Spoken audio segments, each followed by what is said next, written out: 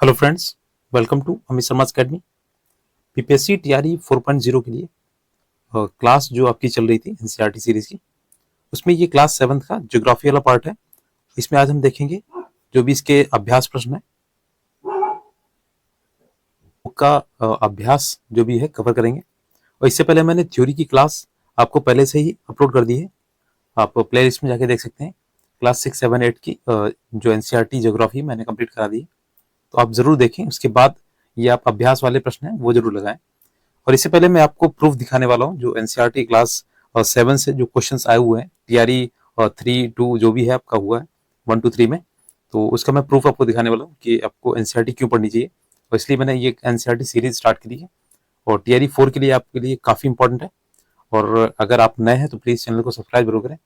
वो ऐसी वीडियोज़ मैं लाता रहता हूँ और आपके लिए ये बहुत ही हेल्पफुल रहेगा। वीडियो एनसीईआरटी सीरीज आपके लिए बहुत ही हेल्पफुल रहेगी। ये पहला क्वेश्चन है, इसमें भूकंप की तीव्रता का जो मापन है किस मशीन द्वारा किया जाता है। तो देखिए एनसीईआरटी क्लास 7 से पूछा गया था, हमारी बदलती पृथ्वी, चैप्टर नंबर 3 था। तो ऑप्शन इसका था सिस्मोग्राफ। ठीक है, तो इसका देखिए यहाँ पे हाईलाइट किया हुआ मैंने। भूकंप का मापन एक यंत्र से किया जाता है जिसे भूकंप लेखी यानी सिस्मोग्राफ बोलते हैं इसे हिंदी में। ठीक है, भूकंप की तीव्रता वो रिक्टर पैमाने पर नापी जाती है। तो ये भी एक बार पूछा गया था टीआरई में। नेक्स्ट क्वेश्चन देखते हैं, वायु में ऑक्सीजन का जो परसेंटेज है वो कितना है। तो देखिए वायु जो आपकी है O2, ये आपके वायुमंडल में सेकंड मोस्ट हाईएस्ट गैस है। इससे पहले जो आती है वो 78% यानी आपकी नाइट्रोजन आती है। ठीक है, और सेकंड नंबर पे आपकी आती है ऑक्सीजन, ये 21% होती है। ये आपका क्लास 7 की एनसीईआरटी से पूछा गया, वायु चैप्टर है 4th वाला। ठीक है, तो वहां से आप देख सकते हैं इस डायग्राम में यहाँ पे बना हुआ है ऑक्सीजन का माध्यम। ठीक है, ऑक्सीजन जो 21% है, आपके नाइट्रोजन 78%, कार्बन डाइऑक्साइड और आर्गन इन्हें भी याद रखिएगा। अगला क्वेश्चन देखिए, ये सभी क्वेश्चन हूबहू आपके एनसीईआरटी से लिए गए। देखिए वायुमंडल की किस परत में हवाई जहाज उड़ता है। तो एनसीईआरटी 7 से वायु चैप्टर है 4th वाला चैप्टर। उसी में आपका समताप मंडल है, इसे स्ट्रेटोस्फीयर बोलते हैं। ठीक है, और क्षोभ मंडल को ट्रोपोस्फीयर। स्ट्रेटोस्फीयर आपका जो होता है इसमें वायुयान उड़ते हैं। देखिए यहाँ पे मैंने हाईलाइट किया हुआ है, ये आपके हवाई जहाज उड़ाने के लिए ये सबसे आदर्श मंडल होता है। और ये देखिए आपका ट्रोपोस्फीयर जो होता है ये आपके 13 किलोमीटर के रेंज में फैलती होती है और ये समताप मंडल आपको 50 किलोमीटर की रेंज में। ठीक है, तो आप यहाँ से देख सकते हैं इस तरीके से, ये पूरा डायग्राम के माध्यम से बताया गया। ये ओजोन मंडल में ही एक जो समताप मंडल होता है उसी में ओजोन परत होती है O3, जो आपकी अल्ट्रावायलेट किरणें जो होती हैं उन्हें रोकती है। नेक्स्ट क्वेश्चन देखिए, पर्यावरण के लिए किससे खतरा है। तो ये एनसीईआरटी क्लास 7 का पर्यावरण फर्स्ट चैप्टर ही है इसका। ठीक है, तो यहाँ पे देखिए एमसीक्यूज में दिया गया इनमें से कौन सा पर्यावरण के लिए खतरा है। तो ये आपका देखिए एनसीईआरटी से ही है और मैंने दिखाया भी था, पहला चैप्टर उसमें पढ़ाया था। अगला देखिए, सारा किस प्रकार का जो रेगिस्तान है, ये आपका गर्म रेगिस्तान है और डेजर्ट में आता है। एनसीईआरटी क्लास 7 और रेगिस्तान में जीवन, ये आपका चैप्टर नंबर 3 है और 10th है। और ये देखिए आपके जैसे सहारा आपका गर्म रेगिस्तान है, इसी तरीके से आप लद्दाख जो है वो कोल्ड डेजर्ट में आता है। तो ये कुछ क्वेश्चन थे जो मैंने आपको दिखा दिए हैं विथ प्रूफ के साथ में। फर्स्ट चैप्टर है पर्यावरण, इसके जो भी क्वेश्चन आंसर्स हैं वो देखते हैं। और इससे पहले आप थ्योरी वाला सेक्शन जरूर देखिएगा, तभी आपको समझ में आएगा। क्वेश्चन है परितंत्र क्या है। तो इसे इकोसिस्टम बोलते हैं इंग्लिश में। और जो परितंत्र होता है ये आपका इसमें क्या होता है कि जो समस्त जो जीवधारी होते हैं वो एक साथ पर्यावरण के साथ में अनुकूल जो प्रक्रियाएं होती हैं, जैसे भौतिक और रासायनिक जो कारक होते हैं इसमें क्रियाएं करते हैं, तो जिससे एक तंत्र बनता है, इकोसिस्टम का निर्माण होता है और इसमें ये रहते हैं, तो इसे परितंत्र बोलते हैं। ठीक है, याद रखिएगा एक दूसरे के साथ में ये संपर्क रहते हैं और इनका परस्पर क्रियाएं होती रहती हैं, भौतिक और रासायनिक मिला के। नेक्स्ट देखिए, इसमें है प्राकृतिक पर्यावरण से आप क्या समझते हैं। तो प्राकृतिक पर्यावरण जैसे आपका भूमि, जल, वायु, पेड़ पौधे, जीव जंतु, ये मिलकर क्या बनते हैं, ये आपके प्राकृतिक पर्यावरण कहलाता है। जो नेचुरल इकोसिस्टम होता है, आपका इन्वायरमेंट होता है, पृथ्वी पर जो भी आपका जैविक और अजैविक तत्व है या घटक है उनको आप प्राकृतिक पर्यावरण की श्रेणी में रख सकते हैं। नेक्स्ट देखिए, पर्यावरण के जो प्रमुख घटक कौन से होते हैं, ये बहुत इंपॉर्टेंट है और काफी बार पूछा जाता है। देखिए आपके जो प्रमुख घटक हैं, जैसे प्राकृतिक में अगर देखेंगे 2 तरीके के आते हैं और ये मैंने थ्योरी कराई थी तब बताया था और उसमें कैटेगरीज वाइज डिवाइड किया गया था। तो प्राकृतिक घटक में आपका जैसे हो गया खनिज हो गया, भूमि, पेड़ पौधे, पशु पक्षी, वायु, जल, ये सभी आपके क्या हो गए प्राकृतिक घटक हो गए आपके पर्यावरण के। मानव निर्मित कौन से हुए जाके, तो जैसे आपके यातायात के साधन है, जैसे सड़कें हो गई, रोड हो गया, पुल हो गया, इस तरीके से, और संचार के साधन हो गया, उद्योग हो गया, ठीक है। जो भी आप मानव द्वारा जो बनाई गई है वो इसके घटक के रूप में आती है। तो उसमें मैंने आपको घटक बताए थे कई प्रकार के। अगला देखिए, मानव निर्मित पर्यावरण के 4 उदाहरण दीजिए।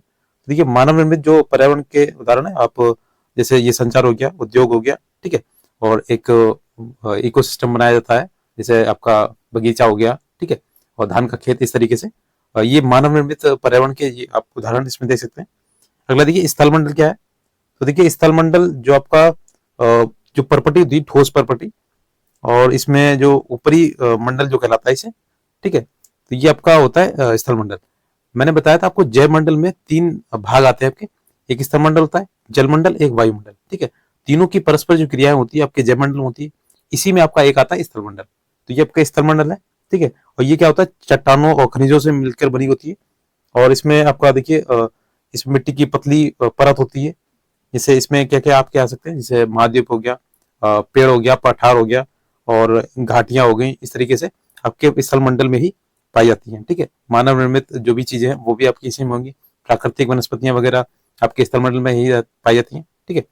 अगला देखिए, इसमें आपको कृषि योग्य भूमि होती है, ठीक है, बस्तियां होती है, पशु चराने योग्य जगह होती हैं। तो ये सबसे बड़ा भाग होता है स्थलमंडल। जैसे कि जीवीय पर्यावरण के 2 प्रमुख घटक इसमें क्या है, तो देखिए, पेड़ पौधे और पशु पक्षी आपके जीवीय पर्यावरण के 2 घटक हैं, ठीक है। तो इसमें आपके पेड़ पौधे हो गया और पशु पक्षी हो गया, और मानव जो है वो भी आपका एक पर्यावरण का ही भाग है। अगला देखिए, जैवमंडल क्या है। देखिए, जैवमंडल क्या है, पादप और जैसे जीव जंतु हो गया, ये मिलकर एक मैंने बताया था आपको, जैवमंडल जो 3 स्थलमंडल हो गया, आपका जलमंडल हो गया, और आपका हो गया वायुमंडल। तो तीनों की पारस्परिक जो क्रियाएं होती हैं वो आपके जैवमंडल में होती हैं। तो इसमें आपके जीव जंतु मिलकर एक इकोसिस्टम का निर्माण करते हैं, जिसमें क्या होता है, ये एक जैव मंडल कहलाता है। और ये पृथ्वी का सबसे वैसा संकीर्ण भाग होता है। इसमें तीनों मंडल, जल, वायु और आपका जल, वायु, पृथ्वी, इन तीनों को मिला के इसका आपका जैव मंडल बनाया जाता है, ठीक है। तो आप इसे समझ लीजिए, ऐसा नहीं कि आपको ये क्वेश्चंस लिखने होंगे वहां पे, बस आपको समझने के लिए मैंने ये क्वेश्चंस बता दिए। हालांकि इनका कोई इंपॉर्टेंट नहीं है, ठीक है, और फिर भी पूछा जाता है तो आप थ्योरी से इसे रिलेट कर सकते हैं। और ये देखिए आपके एमसीक्यूज है, ये आपके बहुत इंपॉर्टेंट है, बहुत पूछे जाते हैं। देखिए, इनमें से पहला क्वेश्चन है, इनमें से कौन सा प्राकृतिक परितंत्र नहीं है। तो प्राकृतिक परितंत्र वो है जो आपके प्रकृति द्वारा बनाया गया, मानव निर्मित, जो आपके मानव द्वारा बनाया गया। तो इसमें देखिए कौन सा नहीं है, इसमें पूछा गया। तो ताल या तालाब वगैरह ये मानव निर्मित है, ठीक है। तो ये एक मानव द्वारा बनाया गया परितंत्र होता है। मरुस्थल हो गया, वन हो गया, ये आपके घास के मैदान, ये सभी क्या है, ये आपके प्राकृतिक परितंत्र है। अगला क्वेश्चन देखिए, इनमें से कौन सा मानवीय पर्यावरण का घटक नहीं है। तो इसमें से मानव द्वारा जो घटक नहीं है, इसमें कौन सा नहीं है, तो देखिए आपका सड़क नहीं है, सॉरी,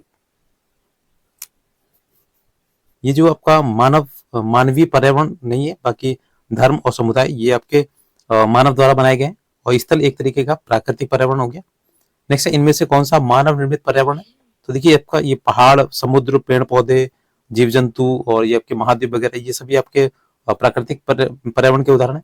और ये सड़क जो है मानव निर्मित है, ठीक है।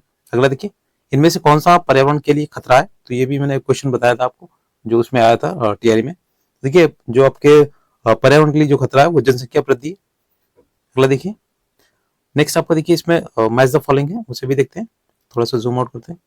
देखिए इसमें जैव मंडल, तो देखिए जैव मंडल क्या है, जो इसमें वह जो संकीर्ण क्षेत्र होता है जो स्थल, जल, वायु की पारस्परिक क्रिया करते हैं। ये मैंने अभी बताया आपको। इसमें तीनों मंडल जो होते हैं वो मिले हुए होते हैं, यानी पारस्परिक जो क्रियाएं होती है वो जैव मंडल कहलाती हैं। अब देखिए वायुमंडल क्या है, तो ये पृथ्वी को घेरने वाली वायु की एक चादर होती है। नेक्स्ट है जलमंडल, तो ये जलमंडल आपका जलीय क्षेत्र होता है। नेक्स्ट है पर्यावरण, तो ये आपका पर्यावरण हमारे आसपास का जो क्षेत्र होता है वो आपका पर्यावरण कहलाता है, ठीक है। बाकी ये जो 2 ऑप्शंस दिए ये आपके नहीं। नेक्स्ट देखिए, इसमें आपके कारण बताना, और ये थोड़ा सा आपका लेंथी टाइप का क्वेश्चन है और थ्योरेटिकल टाइप है, तो इन्हें नहीं देखेंगे। अगला देखते हैं, अगला चैप्टर जो है हमारी पृथ्वी के अंदर, ये आपका अगला चैप्टर 2 नंबर। ये मैंने सभी कराए हुए क्वेश्चंस, आप एक बार प्लेलिस्ट पे जरूर देखेंगे। देखिए 2 चैप्टर के क्वेश्चन आंसर देखते हैं। और पृथ्वी की 3 परतें क्या है, तो देखिए पृथ्वी की 3 परतें, भूपर्पटी, सबसे पहले आपकी भूपर्पटी, फिर आपकी मेटल आती है, फिर आपकी कोर आती है। ये सबसे अंदर का भाग होता है आपने ये अच्छे से पढ़ा होगा और मैंने इसमें बताया भी था थ्योरी में।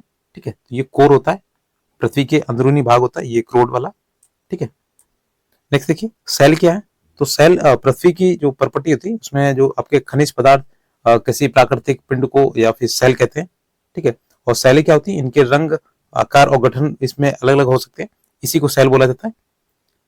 रंग और आकार में ये भिन्न भिन्न होती है। अब 3 प्रकार की सेलों के नाम बताने, तो आपने ये काफी पढ़ा होगा, रिलेशन अगर आपके पास होगी तो आपने पढ़ा होगा, या आपने ज्योग्राफी पढ़ी होगी, तो उसमें स्टार्ट यहीं से होता है। और जैसे आपकी अग्रणी सेल होगी, ठीक है, फिर आपकी आती है अवसादी सेल, और फिर आपकी आती है एक कायंत्री सेल। ठीक है, तो ये आपके कुछ सेलें हैं, वो तीनों के नाम याद रखिएगा, 3 ही होती हैं। ठीक है, अग्रणी, अवसादी और कायंत्री। नेक्स्ट देखिए बहिर्वेदी एवं अंतर्वेदी सेल का निर्माण कैसे होता है। तो देखिए बहिर्वेदी जो सेलें होती हैं, जब पृथ्वी पर जो ज्वालामुखी का उद्गार होता है, तब आग की तरह जो लाल द्रवित मैग्मा होता है, जो मैग्मा निकलता है और पृथ्वी के आंतरिक भाग से निकलकर जब आपके सरफेस पे आ जाता है या सतह पे आ जाता है, तो इसे क्या होता है, जब पृथ्वी ये आपका जो धधकता हुआ लावा है पृथ्वी की सतह पर आ जाता है, तो ये तेजी से ठंडा हो जाता है और ये ठोस बन जाता है। तो प्रॉपर्टी पे इस प्रकार जो सेलें बनती है इसे बहिर्वेदी बोलते हैं। नेक्स्ट देखिए अगला जो इसमें पूछा गया, और इसका एग्जाम्पल मैं आपको बताऊं तो इसमें होती है आपकी बेसाल्ट चट्टानें होती हैं। ठीक है, और जैसे आपका दक्कन का पठार हो गया, ये बेसाल्ट का ही बना हुआ है, तो इसे आप बहिर्वेदी के रूप में जान सकते हैं। ठीक है, जो बेसाल्ट की चट्टानें हैं। नेक्स्ट आपका आता है अंतर्वेदी। अंतर्वेदी जो सेलें होती हैं, इसमें क्या होता है, द्रवित जो मैग्मा होता है, कभी कभार भूपर्फटी जो होती है उसी के अंदर गहराई में जाके क्या होता है, ठंडा हो जाता है। तो इस प्रकार जो लावा बनता है, जो ठोस सेलें बनती हैं, उसे अंतर्वेदी सेलें बोलते हैं। और धीरे धीरे ठंडा होने के कारण ये दोनों का रूप ले लेता है। और इसमें देखिए आपका ग्रेनाइट ऐसे इसके एक उदाहरण है इसका। ठीक है, ग्रेनाइट में, और आपका अंतर्वेदी जो अंतर्वेदी में आपका ग्रेनाइट हो गया, और बहिर्वेदी में आपका होता है बेसाल्ट, जो दक्कन का पठार है वो बेसाल्ट से बना हुआ है। नेक्स्ट देखिए सेल चक्र से आप क्या समझते हैं।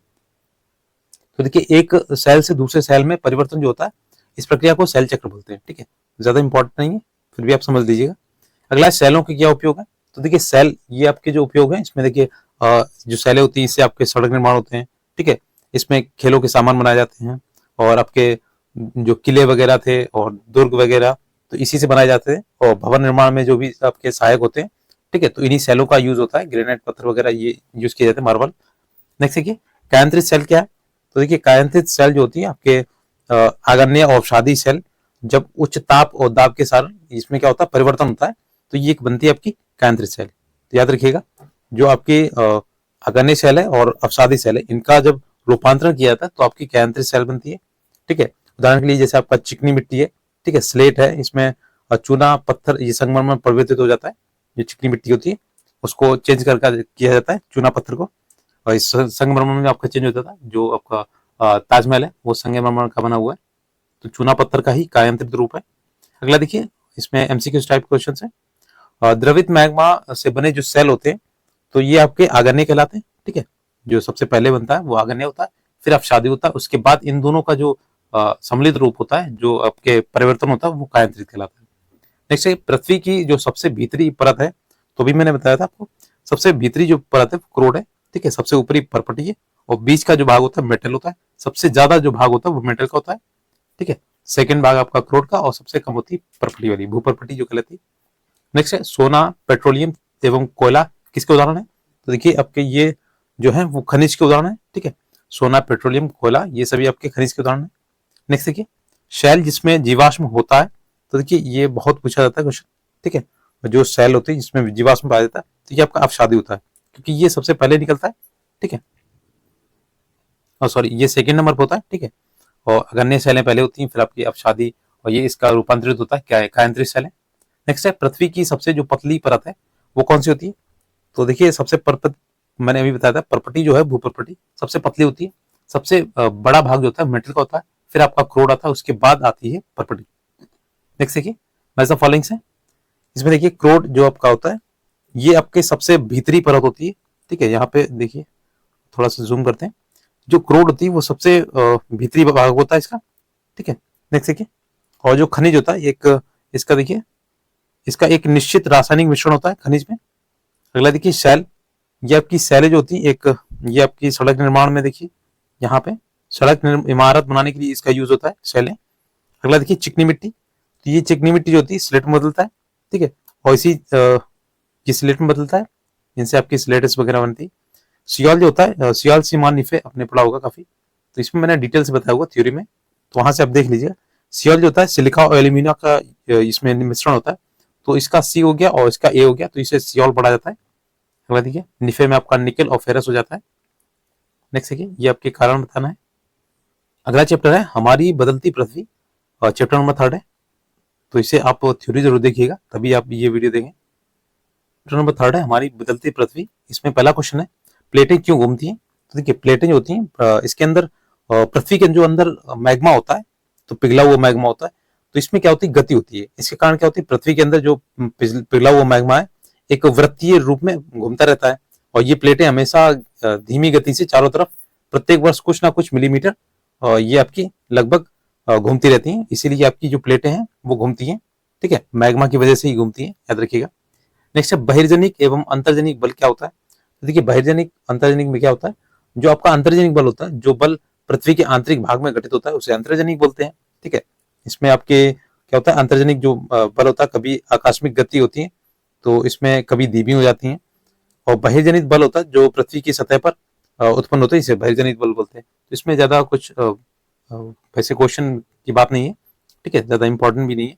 अगला देखिए अपर्दन क्या होता है। तो ये अपर्दन बहुत पूछा जाता है, याद रखिएगा। भूपृष्ठ पर जब बहता हुआ जल जैसे हो गया, पानी हो गया, जल और हवा हो गई, ठीक है, हिम हो गया, हिम जो भी है घटक है, इसके द्वारा जो आपके कटाव कटाव होता है, छटाव होता है, इसको अपर्दन बोलते हैं, ठीक है। जैसे आपकी नदियां होती हैं, आपने देखा हो वी आकार की एक नदी घाटी का निर्माण करती है, ठीक है, तो ये इसी की वजह से होता है। पवनों द्वारा बरखान एवं क्षेत्रक जो सैलें होती हैं, तो देखिए बरखान और क्षेत्रक बनते हैं आपके और रेगिस्तानी इलाकों में, तो ये अपर्दन की वजह से ही होता है, ठीक है। नेक्स्ट देखिए बाढ़ग्रस्त मैदान का जो निर्माण होता है वो कैसे होता है। तो देखिए कभी कभी नदी अपने तटों से बाहर बहने लगती है, तो इसके क्या होता है निकटवर्ती क्षेत्रों में जो होती है बाढ़ आ जाती है, और बाढ़ के कारण क्या होता है नदी के तटों में जो महीन मिट्टी एवं अन्य पदार्थ जो होते हैं वो जमा हो जाते हैं, ठीक है, और ऐसी मिट्टी एवं जो अवसाद होता है, इसे जो मिट्टी बनती है उसे अवसाद बोलते हैं, और इसमें समतल उपजाऊ बाढ़ग्रस्त मैदान का इसमें निर्माण हो जाता है। तो आपके बाढ़ग्रस्त मैदान इस तरीके से बनते हैं, जो एक तरीके की बहाकर लाई गई मिट्टी होती है। जैसे कि बालू टिब्बा क्या है, तो ये बालू टिब्बा जो होता है आपका मरुस्थलीय भागों में पवनों के द्वारा जो रेत को एक स्थान से दूसरे स्थान पर भाकर ले जाती है, तब पवनों का जो बहाव रुकता है तो एक रेत गिरकर छोटी पहाड़ी बन जाती है, इसे ही बोलते हैं आपके बालू बालू टिब्बा बोलते हैं। नेक्स्ट देखिए ज्यादातर आपके रेगिस्तान बनता है। अगला देखिए समुद्री पुलिन का निर्माण कैसे होता है।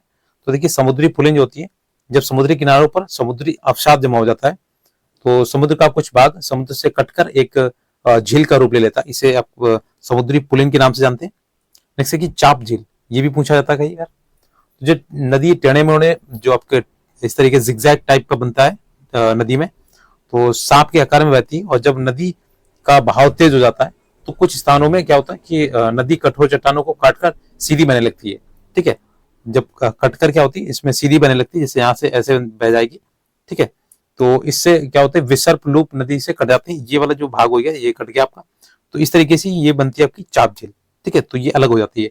यहाँ पे जब इसकी तीव्रता से बहती है ना, तो ये क्या होती है कि इधर मुड़ती नहीं है और ये सीधा रास्ता अपना लेती है, तो ये जो हिस्सा कटता है इसे बोलते हैं चाप झील। तो आपने डायग्राम में देखा होगा कई बार। नेक्स्ट देखिए इसमें एमसीक्यू टाइप क्वेश्चन है। इसमें देखिए इनमें से कौन सा समुद्री तरंग की विशेषता नहीं है इसमें, तो नहीं वाले क्वेश्चंस पे ज्यादा ध्यान दिया कीजिए। तो आपकी शैलें नहीं है, बाकी देखिए किनारा है, समुद्री गुफा है, ठीक है, ये समुद्री तरंगों के इसकी विशेषताएं एक तरीके की। नेक्स्ट है हिमनद की निक्षेपण विशेषता है। तो देखिए हिमनद की जो निक्षेपण विशेषता क्या होती है, ये हिमोड़ होती है। नेक्स्ट देखिए पृथ्वी की आकस्मिक गतियों के कारण कौन सी घटना होती है। तो जब ये आपकी इसकी घटनाएं जब होती हैं तो ये इससे क्या होता है कि ज्वालामुखी का उद्गार होता है, ठीक है। अगला देखिए छत्रक शैलें जो पाई जाती हैं वो आपके रेगिस्तान में पाई जाती है, मैंने बताया था अभी आपको। और चाप झील कहाँ पाई जाती है, तो ये चाप झील जो होती है आपकी नदी घाटियों से बनती है, ठीक है, जो अलग हिस्सा रह जाता है उसका, तो वो चाप झील का निर्माण करता है। नेक्स्ट देखिए इसमें मैच द फॉलोइंग से क्वेश्चन आपके। देखिए हिमनद ये आपका जो होता है बर्फ की एक नदी होती है, ठीक है, तो यहाँ पे देखिए बर्फ की नदी का भाग होता है। नेक्स्ट है विसर्प, ये आपकी नदियों द्वारा बनते हैं, ठीक है, नदियों द्वारा बनाए जाते हैं। पुलिन जो होता है आपका, ये समुद्री तट पर बनते हैं, ठीक है, आपका ऑप्शन नंबर फर्स्ट हो गया इससे। बालू टिब्बा जो मैंने बताया था ये रेगिस्तान में आपके बनते हैं, ठीक है। अगला देखिए जलप्रपात, ये आपके कठोर सस्तर ये शैलें होती हैं, ठीक है। अगला देखिए भूकंप, ये भूकंप जो होता है पृथ्वी के कंपन जो होता है उसके द्वारा महसूस किया जाता है। नेक्स्ट देखिए जो अगला चैप्टर है इसमें आपके स्थलाकृति वगैरह दिखाएगी, मैंने ये आपके थ्योरी में भी बताया है। अगला चैप्टर है फोर्थ नंबर वायु, ये बहुत इंपॉर्टेंट क्वेश्चन है, इसमें बहुत इंपॉर्टेंट चैप्टर है आपका, कई क्वेश्चन इससे पूछे गए थे। देखिए वायु चैप्टर फोर्थ है और इसमें क्वेश्चन है पहला, वायुमंडल क्या है। तो वायुमंडल क्या होता है कि जो पृथ्वी के चारों ओर से जो वायु की जो चादर बनी हुई है, और इसमें जिसे आप वायुमंडल बोलते हैं, और इसमें क्या होता है सभी जीव जंतु आपके इसमें रहते हैं, और ये जो जीव मंडल आपका वायुमंडल है इस पर ही निर्भर रहते हैं, क्योंकि अगर वायु नहीं होगी तो ये से जीवनदायिनी गैस, जीवनदायिनी भी बोलते हैं, ठीक है। वायु के बिना ना पेड़ पौधे रहेंगे ना जीव जंतु रहेंगे। अगला देखिए वायुमंडल का अधिकतर जो भाग है किन दो गैसों से बना है, तो मैंने बताया था नाइट्रोजन और ऑक्सीजन, ठीक है। नाइट्रोजन जो आपकी 78% है और ऑक्सीजन आपकी 21% है, और इसका डायग्राम में भी दिखाया गया, इसमें आर्गन आता है, ठीक है, और आपकी CO2 आती है। तो आपको मेन याद रखनी है N2 और O2, और CO2 में आप याद रख सकते हैं 0.03%, ठीक है। कभी भी 0.3 मत कर दीजिएगा, 0.03% होता है, और जो आपकी कार्बन डाइऑक्साइड होती है। अगला देखिए मौसम किसे कहते हैं,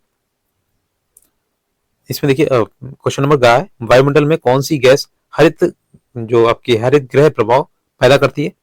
तो ये जो आपकी कार्बन डाइऑक्साइड हो गई, CO2 हो गया, और क्लोरोफ्लोरोकार्बन CFC बोलते हैं इसे। नेक्स्ट आपका आता है कार्बन मोनोऑक्साइड CO, और ये आपकी क्या आती है ग्रीन हाउस गैसेस कहलाती हैं, हिंदी में से हरित गृह प्रभाव बोलते हैं। तो ये आपकी कुछ गैसेस हैं। अगला देखिए मौसम किसे कहते हैं, तो जो मौसम होता है कि किसी निश्चित स्थान पर क्या होता है, निश्चित समय में पाएगी जो वायुमंडलीय दशाएं होती है उसे मौसम बोलते हैं, और जो मौसम होता है वो थोड़े समय के लिए होता है। और इसी तरीके से एक क्वेश्चन और आता है जलवायु का, तो जलवायु में क्या होता है कई वर्षों में एक जलवायु बन के तैयार होती है, ठीक है।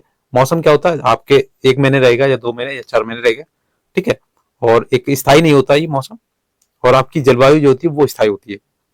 अगला देखिए वायु जो वर्षा के 3 प्रकार लिखने इसमें, तो वर्षा में आपके देखिए संवहनी वर्षा होती है, पहली आपकी संवहनी हो गई, फिर दूसरी आपकी चक्रवाती वर्षा होती है, और तीसरा आप देख लीजिए पर्वतीय जो वर्षाएं होती है, तो पर्वतकृत वर्षाएं होती है। नेक्स्ट है वायुमंडल क्या है, तो देखिए पृथ्वी की सतह पर वायु के जो वायु के द्वारा जो भार लगाया जाता है उसे वायुमंडल बोलते हैं, और इसे एटमॉस्फेरिक प्रेशर बोलते हैं, याद रखिएगा। नेक्स्ट क्वेश्चन देखिए आपके MCQ टाइप क्वेश्चन है, और निम्नलिखित में से कौन सी गैस हमें सूर्य की हानिकारक किरणों से बचाती है, तो ये आपकी ओजोन है, O3, और ये O3 आपकी समताप मंडल में पाई जाती है, मैंने बताया भी था। ये आपकी अल्ट्रावायलेट किरणों से हमारी रक्षा करती है, सूर्य के द्वारा जो छोड़ी जाती है।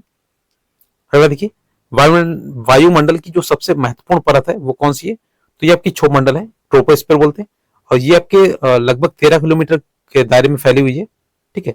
इसके बाद आपकी आती है समताप मंडल जिसमें वायुयान वगैरह उड़ते हैं, और ये क्वेश्चन पूछा गया था TRE में। अगला देखिए वायुमंडल की निम्न परतों में कौन सी बादल विहीन है, जिसमें बादल नहीं है, तो देखिए आपके समताप मंडल में बादल नहीं बनते, ये आपके क्षोभ मंडल बनते हैं।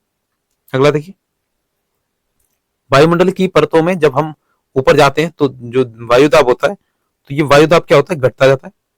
अगला देखिए जब वृष्टि तरल रूप में पृथ्वी पर आती है तो हम कह सकते हैं कि जो आपकी है वर्षा हो रही है, ठीक है। अगला देखिए इसमें आपका मैच द फॉलोइंग्स है, जो आपकी व्यापारिक परत जो पवनें होती हैं ये आपकी स्थायी पवन कहलाती हैं, ठीक है। तो इसका आपका फिफ्थ हो गया। लू जो होता है स्थानीय पवन है, जो आपकी लू होती है स्थानीय पवन होती है, और ये उत्तर भारत में इसे लू कहा जाता है। मानसून क्या होता है, ये मौसमी पवनें होती हैं। नेक्स्ट है पवन, तो ये पवन की क्षैतिज गति होती है, पवन की क्षैतिज गति होती है। नेक्स्ट है जो है फिफ्थ नंबर है जल से संबंधित जो भी क्वेश्चन आंसर है वो देखते हैं। उससे पहला क्वेश्चन है और वर्षण क्या है, तो जो वर्षण है जलवाष्प संघनित होकर ये बादलों के रूप में रहता है, और यहाँ से क्या होता है वर्षा और हिम हो गया, ओस हो गया, इसमें क्या होता है वृष्टि के रूप में धरती पर नीचे गिरता है, इसे वर्षण बोलते हैं। जो आपके समुद्र से जो पानी होता है वो संघनित होकर बादलों के रूप में एक वहां पे इकट्ठा हो जाता है, वही बाद में वर्षा के रूप में नीचे गिरता है, तो ये एक चक्र होता है, एक तरीके का साइकिल चलता रहता है जल चक्र क्या है?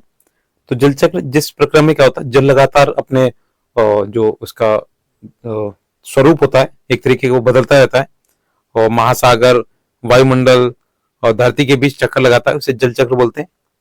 नेक्स्ट देखिए, लहरों की ऊंचाई प्रभावित करने वाले जो कारक होते हैं वो कौन से? तो देखिए, जल की मात्रा होती है, फिर आपकी होती है वायु की मात्रा और सूर्य चंद्रमा के बीच के जो आकर्षण होता है उसे, इससे क्या होता है, लहरों की ऊंचाई जो होती है वो प्रभावित होती है। तो ये आपके 3 कारक हैं। पहला आपका जल का कारक, जल की मात्रा। नेक्स्ट आपका है जो वायु की गति, ठीक है, वायु की जो गति होती है, इसमें मैं लिख नहीं पाऊंगा। और तीसरा जो है सूर्य और चंद्रमा के बीच में जो आकर्षण शक्ति होती है, और जो फोर्स होता है उनके बीच में। जैसे कि महासागरीय जल की गति को, सॉरी ये हो गया। अगला देखिए, ज्वार भाटा क्या है और ये कैसे उत्पन्न होता है? देखिए, ज्वार भाटा जो होता है आपका पृथ्वी और चंद्रमा के बीच का आकर्षण होता है, उसकी वजह से उठते हैं।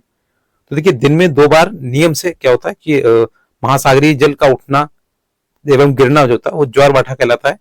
और जब सर्वाधिक ऊंचाई तक जब उठता है तो जल जो होता है तट के बड़े हिस्से को डुबो देता है, उसे ज्वार बोलते हैं। जब उठेगा ना तो उसे ज्वार बोलते हैं। और फिर क्या होता है, जब जल अपने निम्नतम स्तर मतलब बहुत नीचे चला जाता है तो उसे बोलते हैं आपका भाटा, या पीछे चला जाता है उसे भाटा बोलते हैं। और इसमें ये किस वजह से होता है, सूर्य और चंद्रमा की, मैंने अभी पृथ्वी बोला था ना, तो सूर्य चंद्रमा है इसमें, याद रखिएगा, पृथ्वी नहीं होता। सूर्य और चंद्रमा की जो गुरुत्वाकर्षण शक्ति होती है उसके कारण क्या होता है, जो पृथ्वी पर ज्वार भाटा इसी वजह से आते हैं। तो सूर्य और आपका जो मून है, सन एंड मून के जो बीच में आकर्षण शक्ति होती है उसकी वजह से ये ज्वार भाटा आता है। ज्वार याद रखिएगा जो सबसे ऊंचा उठता है और भाटा जो सबसे नीचे जाता है। अगला देखिए, महासागरीय धाराएं क्या है? तो देखिए, महासागरीय धाराएं और निश्चित दिशा में महासागरीय स्तर पर और सतह पर नियमित रूप से जो बहने वाली धाराएं होती हैं उन्हें महासागरीय धाराएं बोलते हैं। अगला देखिए, इसमें आपका क्वेश्चन है। देखिए, पहला क्वेश्चन है, वह प्रक्रम जिसमें जल लगातार अपने स्वरूप को बदलता रहता है और महासागर, वायुमंडल एवं स्थल के बीच चक्कर लगाता है, उसे क्या बोलते हैं? तो इसे जल चक्र बोलते हैं। अभी पहला क्वेश्चन आता है इसका। अगला देखिए, सामान्यतः गर्म महासागरीय धाराएं उत्पन्न होती हैं, तो ये आपके होती हैं भूमध्य रेखा के निकट में होती है, ठीक है, 0 डिग्री इक्वेटर जो होती है। अगला देखिए, दिन में 2 बार नियम से महासागरीय जल का उठना एवं गिरना जो होता है वो क्या कहलाता है? तो ये ज्वार भाटा कहलाता है। नेक्स्ट देखिए, इसमें फॉलोइंग, इसमें देखिए कैप्सिकम जो सागर है वो विशालतम एक झील है। नेक्स्ट देखिए, ज्वार भाटा क्या है? तो ये आपके जल के जो अधिक चढ़ाव एवं उतार को ज्वार भाटा बोलते हैं। सुनामी क्या है? तो ये तीव्र भूकंपी तरंगे होती हैं। महासागरीय धाराएं क्या है? तो निश्चित मार्ग में प्रवाहित होने वाले जल धाराएं। तो सभी ये मैच्ड हैं पहले से। अगला चैप्टर है 6 नंबर, प्राकृतिक वनस्पति एवं वन्य जीवन। तो अगर आपने थ्योरी नहीं पढ़ी तो आप प्लीज चैनल पे जाएं और प्लेलिस्ट जरूर देखें इसकी, उसके बाद आप ये वीडियो जरूर देखें। और अगर वीडियो अच्छा लगे तो प्लीज लाइक शेयर सब्सक्राइब जरूर करें। देखिए, 6 नंबर चैप्टर का जो क्वेश्चन आंसर है, पहला क्वेश्चन है, वनस्पतियों का विकास किन 2 कारकों पर अधिकतम जो है निर्भर करता है? तो देखिए, तापमान, टेम्परेचर और वर्षा जो आपकी रेन होती है उन दोनों पर ज्यादातर निर्भर करता है। अगला देखिए, प्राकृतिक वनस्पतियों को 3 मुख्य श्रेणी है, इसकी श्रेणियां कौन सी है? तो देखिए, जो प्राकृतिक वनस्पतियां जैसे आपका वन हो गया और आपकी घास हो गया, ठीक है, और आपका एक होता है कांटेदार जो झाड़ियां वगैरह होती, ठीक है, तो ये आपके प्रमुख इसकी श्रेणियां हैं। अगला देखिए, उष्णकटिबंधीय सदाबहार वन 2 दृढ़ काष्ठ वाले पेड़ों के नाम इसमें बताने। तो एक आता एबोनी और एक आता का महोगनी। ये आपके, ये दोनों ही आपके उष्णकटिबंधीय सदाबहार वन के अंतर्गत आते हैं। अगला देखिए, विश्व के किस भाग में उष्णकटिबंधीय पर्णपाती वन पाए जाते हैं? तो ये आपके देखिए भारत में पाए जाते हैं और ऑस्ट्रेलिया में, ठीक है, और अमेरिका में। अमेरिका के मध्य भाग में, ऑस्ट्रेलिया के उत्तर भाग में पाए जाते हैं। नेक्स्ट देखिए, नींबू वंश यानी सिट्रस जो आपका फल है किस जलवायु में उगाए जाते हैं? तो ये आपके भूमध्य सागरीय जो जलवायु है उसमें उगाए जाते हैं आपके नींबू या सिट्रस, और ये आपका सिट्रस इसमें एसिड होता है। अगला देखिए, शंकुधारी वन के इसके 4 उपयोग बताने। देखिए, शंकुधारी वन क्या होता है? घरेलू ईंधन के लिए इसमें लकड़ियों का यूज होता है। रजत लोमड़ी, मिंक और ध्रुवीय भालू जो होते हैं इसमें जानवरों के लिए ये उपयोगी होते हैं, ठीक है। और नरम कास्ट का यूज होता है इसमें, माचिस एवं पैकिंग के लिए इसमें बक्से बनाए जाते हैं। और इसके देखिए लुगदी बनाने के लिए इसका यूज होता है, और इससे क्या होता है जो अखबारी कागज होता है वो बनाया जाता है। तो ये शंकुधारी वन होते हैं।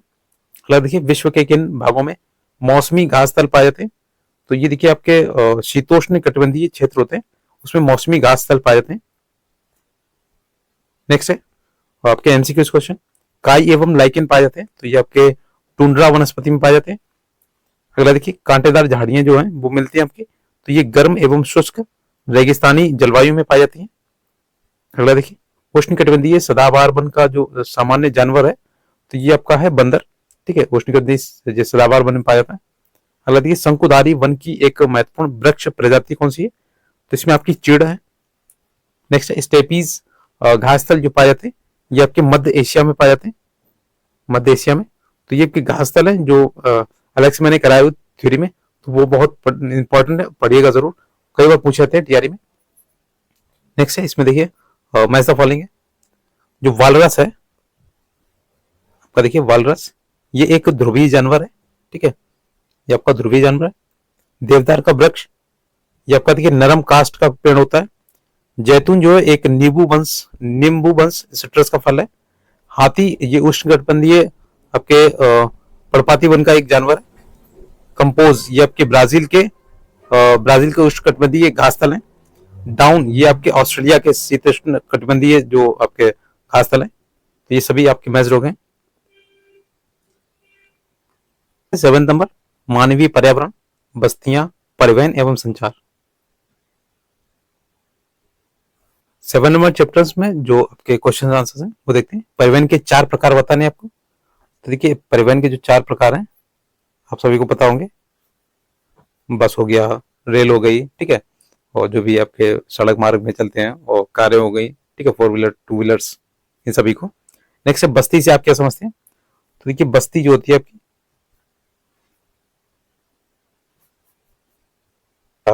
जो घरों का निर्माण कराते हैं वो बस्ती कहलाती है। नेक्स्ट है ग्रामीण लोगों के क्रियाकलाप क्या है? तो देखिए ग्रामीण लोग क्या करते हैं, आपके बागवानी करते हैं, कृषि करते हैं, पशुपालन करते हैं, मत्स्य पालन करते हैं, वानिकी, बढ़ई जो भी होते हैं, लोहा पीटते हैं, जिस तरीके से कुम्हार मिट्टी के बर्तन बनाता है, ये सभी आपके ग्रामीण लोगों के क्रियाकलाप। नेक्स्ट रेल मार्ग के किन्हीं 2 गुणों के बारे में बताना है। तो ये क्या करता है कि लंबी दूरी की जो यात्रा होती है वो सुखद मतलब करा देता है रेल मार्ग, और उद्योग धंधों का इसमें विकास होता है। आपके जो भी आपकी शिपिंग वगैरह आता है, आपके यहाँ पे प्रोडक्ट आता है, वो इन्हीं माध्यमों से आता है। और वैसे सस्ता अगर देखा जाए तो आपका जल मार्ग होता है, ठीक है, सबसे सस्ता जो मार्ग है वो जल मार्ग है। उसके बाद आपका आता है ये रेल मार्ग। नेक्स्ट देखिए संचार से आप क्या समझते हैं? तो संचार दूसरों के पास तक जो पहुंचाने की जो प्रक्रिया है उसे संचार बोलते हैं, इसे कम्युनिकेशन भी बोलते हैं। या किसी को बात पहुंचानी हो, या अगर फोन के द्वारा किसी से बात करनी है दूर बैठे आदमी से, तो ये भी एक संचार कम्युनिकेशन का माध्यम है। नेक्स्ट है जनसंपर्क माध्यम क्या है? तो इसमें जनसंपर्क माध्यम में आप जैसे रेडियो हो गया, टेलीफोन हो गया, टेलीविजन हो गया, अखबार हो गया, ये आपके जनसंपर्क के माध्यम है। नेक्स्ट है कि एमसीक्यू क्वेश्चन है, तो ये ज्यादा कुछ इंपॉर्टेंट चैप्टर नहीं है। ठीक है, इसमें इनमें से कौन सा संचार का साधन नहीं है? तो देखिए मेज नहीं है, बाकी टेलीफोन पुस्तक है।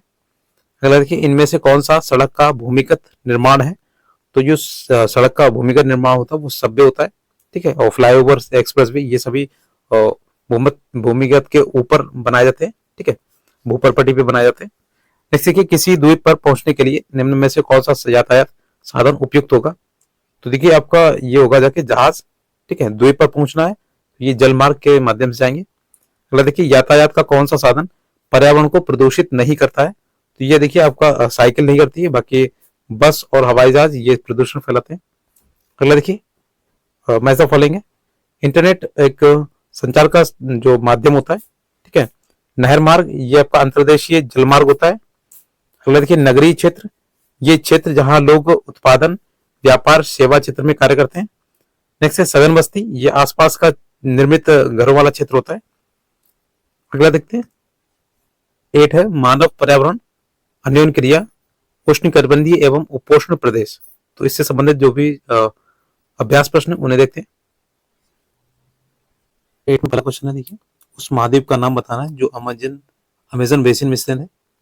तो अमेजन बेसिन जहाँ पे अमेजन जो जंगल पाया जाता है, तो आपके दक्षिण अमेरिका में पाया जाता है, साउथ अमेरिका में। ठीक है, नेक्स्ट देखिए अमेजन बेसिन के लोग इसमें कौन सी फसल उपजाते हैं। तो अमेजन बेसिन के लोग जैसे टिपियोका होता है, अनानास, कॉफी, मक्का, शकरकंद, कशावा, गन्ना, इन सभी को उगाते हैं। अगला देखिए अमेजन के वर्षावन में कौन से पक्षी पाए जाते हैं। तो इसमें देखिए आपके इसमें टुकन और गुंजन पक्षी दो ज्यादा इंपॉर्टेंट है। ठीक है, टुकन और गुंजन पक्षी आपके अमेजन वर्षावन में पाए जाते हैं। नेक्स्ट है गंगा नदी के तट पर कौन से प्रमुख शहर स्थित है। तो ये आपका टियारी में आया था, और टियारी 3 में आया था क्वेश्चन। ठीक है, तो देखिए हरिद्वार हो गया आपका, कानपुर हो गया, वहां पे इलाहाबाद की जगह पे प्रयागराज दिया गया था, यानी कि उसका जो नाम चेंज हो गया था इलाहाबाद का प्रयागराज। आपका पटना हो गया, वाराणसी, मुंगेर, भागलपुर, जो बिहार के जो जिले हैं, जिसमें आपके पटना, मुंगेर, भागलपुर, ये 3 इंपॉर्टेंट है। और आपका लास्ट में आपका आता है कोलकाता। ठीक है, तो ये प्रमुख शहर हैं, बाकी तो बहुत सारे हैं इसमें। नेक्स्ट एक सींग वाले गैंडे कहाँ पाए जाते हैं। तो ये कि आपके ब्रह्मपुत्र नदी के मैदानों में पाए जाते हैं ये एक सींग वाले गैंडे। अगला देखिए टुकुन, जो पक्षी, टुकुन क्या है, एक पक्षी है, तो ये आपके अमेजन वर्षावन में पाए जाते हैं। नेक्स्ट है मैनियाक, कहाँ पर प्रमुख भोजन है। तो ये आपके देखिए अमेजन का एक प्रमुख भोजन है मैनियाक। नेक्स्ट है कोलकाता किस नदी के तट पर स्थित है। तो ये आपके हुगली नदी के तट पर स्थित है, और यहाँ से आपकी कोलकाता से गंगा नदी भी गुजरती है। नेक्स्ट है देवदार एवं फर किस प्रकार के हैं। तो ये जो देवदार और फर हैं ये शंकुधारी वन वृक्ष कहलाते हैं। अगला है बंगाल टाइगर कहाँ मिलते हैं। तो ये आपके देखिए बंगाल टाइगर जो है ये डेल्टा क्षेत्रों में पाए जाते हैं, जैसे कि मैच द फॉलोइंग है। सूती कपड़े ये आपके देखिए ये गंगा के मैदान में पाए जाते हैं।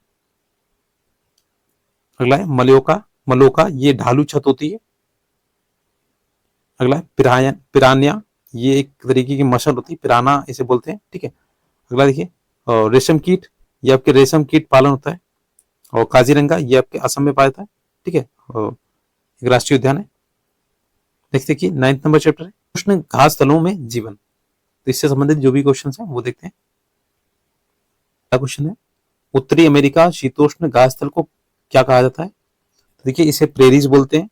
तो मैंने बोला था आपको घास तल जो है वो अच्छे से याद करने हैं। शीतोष्ण, उष्ण कटिबंधीय, जो भूमध्य सागर में पाए जाते हैं वो सभी सभी आपको घास तल याद करने हैं, और ये आप थ्योरी पढ़ के ही याद कर सकते हैं। नेक्स्ट है उत्तर अमेरिका घास तल के पशु चारागाह को क्या कहते हैं। तो ये आपके जो होते हैं रैंच कहते हैं इसे। ठीक है, घास तल है, पशु चारागाह होता है। नेक्स्ट देखिए वेल्ड को अपवाहित करने वाली नदियों का नाम बताना है। तो देखिए वेल्ड को अपवाहित करने वाली जैसे आपकी ऑरेंज नदी हो गई और एक लिम्पोपो नदी, ये दो फेमस है। ठीक है, नेक्स्ट देखिए वेल्ड में वर्षा ऋतु कब आती है। तो ये आपके गर्मियों में आती है वर्षा ऋतु, जैसे नवंबर, दिसंबर और जनवरी, फरवरी में होती है। जो आपके वर्षा ऋतु ग्रीष्मकालीन महीनों में होती है। तो वहाँ पे जो गर्मी होती है वो नवंबर, दिसंबर और जनवरी, फरवरी में होती है। तो ये आपके वेल्ड दक्षिण अफ्रीकी घास तल के लोगों का जो प्रमुख व्यवसाय है वो क्या है। तो इसमें पशुपालन का प्रमुख व्यवसाय होता है दक्षिण अफ्रीका के लोगों का। अगला देखिए एमसीक्यू टाइप क्वेश्चन है। मिसिसिपी नदी अपवाहित करती है। तो ये आपके संयुक्त राज्य अमेरिका में अपवाहित होती है, यूएसए। नेक्स्ट ड्रेकन्सबर्ग पर्वत किसके पश्चिम में है। देखिए ये आपका वेल्ड में पाया था, ऑप्शन नंबर सेकंड। नेक्स्ट देखिए मेरिनो प्रजाति है एक तरीके की, तो ये एक भेड़ की प्रजाति होती है।